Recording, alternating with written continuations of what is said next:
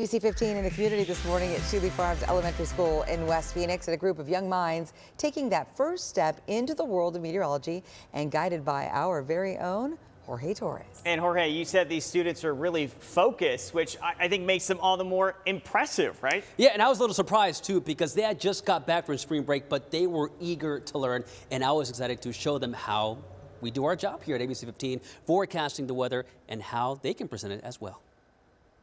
What are you going to do first? What are you going to listen for? When you hear your name, what are you going to do?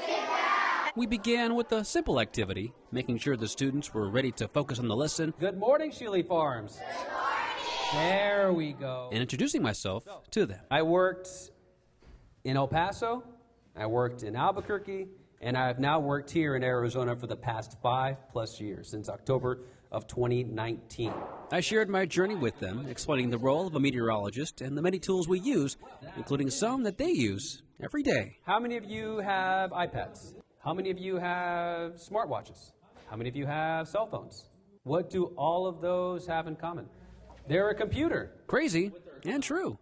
That's when the students brought their questions, diving deeper into the impact weather has on our lives, like why it doesn't float much in the valley, why the monsoon is called a monsoon, and can we get a tsunami in Arizona? We're too far inland.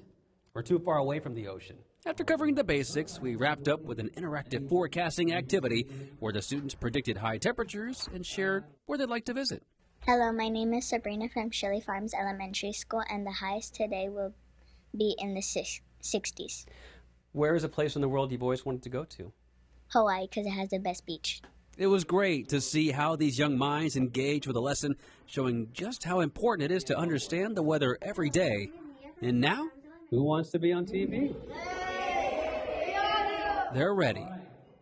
Indeed, they are. Something I really enjoy doing as well is asking the students, once they're done with their forecast, a simple question. What do I want to be when I grow up? What's their favorite food? In this case, I asked them, where is a place they've always wanted to go to? And I learned a lot about what the kids are into these days, because the #1 answer surprised me. It's Japan. Interesting. Cool. And I think it has to do a lot with manga and anime. So that's probably what they're really into now. So they're all like Tokyo, Japan. I was like, Yeah. Interesting. I would have never thought that when I was at that age. No. But different story now. Well, the internet, right? It opens up the world to so much.